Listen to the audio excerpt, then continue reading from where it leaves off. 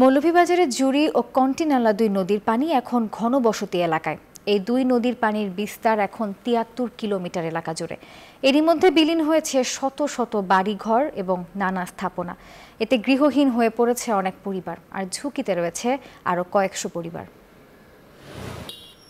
চায়ের রাজধানী মৌলভীবাজারের বেলাগাঁও, সোনাপুর সহ ১৫ থেকে ২০টি গ্রামের মানুষের যাতায়াতে এই সড়কটি একমাত্র ভরসা। আর এই সড়কটি এখন নদী ভাঙ্গনে বিলীনের আতঙ্ক স্থানীয়দের। এরই মধ্যে নদীর ভাঙ্গনে ক্ষতিগ্রস্ত হয়েছে বসতভিটা, দোকানপাট সহ শিক্ষা প্রতিষ্ঠান।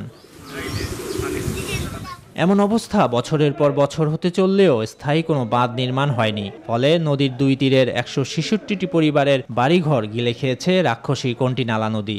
চলতি বছর হঠাৎ বন্যায়ও নতুন নতুন স্থান বিলীন হবার উপক্রম হয়েছে।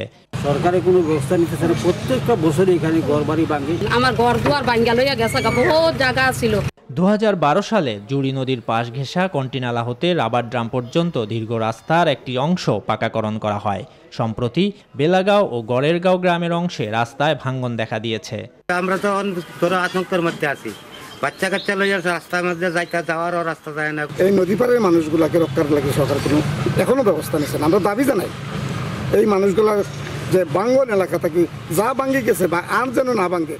পানি উন্নয়ন বোর্ড বলছে জুড়ি ও কন্টিনালা দুটি নদী ৭৩ কিলোমিটার বাঁধবিহীন। এছাড়াও ভারতের আবহাওয়ার প্রভাব পড়ায় ক্ষতিগ্রস্ত হচ্ছেন স্থানীয়রা। পাহাড়ি ঢল যখন আসে অতি বর্ষা বা অতিবৃষ্টির কারণে, তখন এই নদীর যে ধারণ ক্ষমতা, সেই ধারণ ক্ষমতার অতিরিক্ত পানি যখন আসে, সেই পানি দুপাশ উপসে লোকালয়ে প্রবেশ করে। কেননা এই জুড়ি নদীর দুপাশে কোনো বন্যা নিয়ন্ত্রণ বাঁধ নেই। শত শত পরিবারের মাথা গোঁজার ঠাঁইটুকু রক্ষায় কালক্ষেপণ না করে সরকারের সংশ্লিষ্ট কর্তৃপক্ষকে দ্রুত ব্যবস্থা নেওয়ার দাবি সংশ্লিষ্টদের।